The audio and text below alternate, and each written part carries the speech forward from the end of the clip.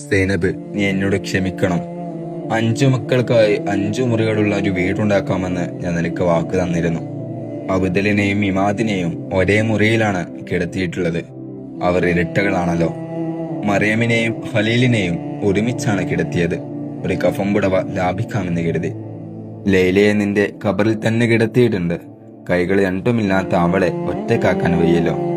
സൈനബ്, നീ എന്നോട് ക്ഷമിക്കണം. ഒരു പൂന്തോട്ടം ഉണ്ടാക്കാമെന്നത് അബ്ദലിന്റെ ആഗ്രഹമായിരുന്നു. മീസാൻ കല്ലിനോടൊപ്പം കുറച്ച് മുല്ലവള്ളികളെ കൂടെ ഞാൻ നട്ടിട്ടുണ്ട്. നനച്ചു കൊടുക്കാൻ മാത്രം എന്റെ കണ്ണീര് മതിയാകുമോ എന്ന് എനിക്കറിയില്ല. വീടിനടുത്ത് വലിയൊരു മൈതാനം വേണമെന്ന് ഇമാദ് എപ്പോഴും പറയുമായിരുന്നു. അതെന്തായാലും ഉണ്ടായിട്ടുണ്ട്. കെട്ടിടങ്ങളെല്ലാം തകർന്ന് ഈ രാജ്യം തന്നെ ഇപ്പോൾ ഒരു വലിയ മൈതാനമായിരിക്കുന്നു. ദിവസം മാറിയിടാൻ കൂട്ടം വസ്ത്രങ്ങൾ വേണമെന്നായിരുന്നു മറിയമിന്റെ ആഗ്രഹം. അവൾക്കായി ഒരു കൂട്ടം കഫംപുട വാങ്ങിക്കാൻ പോലും എനിക്ക് കഴിഞ്ഞിട്ടില്ല. ഒരു സൈക്കിളിനായി ഒരുപാട് കരഞ്ഞതാണ് ഖലീല്. എന്നെങ്കിലും ഒരു നാൾ എനിക്കത് വാങ്ങാൻ കഴിയുമായിരിക്കും. അപ്പോൾ ഞാൻ അതിവിടെ കൊണ്ടുവെക്കാം. സന്ധ്യയോളം കാത്തു നിന്നിട്ട് ഇന്നലെ കിട്ടിയ ഒരു കഷ്ണം റൊട്ടി വെടിയേറ്റ് വീഴുമ്പോൾ ലൈലയുടെ വായിലുണ്ടായിരുന്നു. അത് നിന്റെ അരികിൽ വെക്കുന്നുണ്ട്.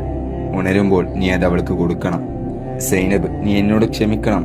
ഒറ്റ കാലും ഒറ്റ കൈയും കൊണ്ട് നിറയെ മുറിവുകളുമായി 3 മുറികൾ മാത്രമേ എനിക്ക് പണിയാൻ കഴിഞ്ഞുള്ളൂ.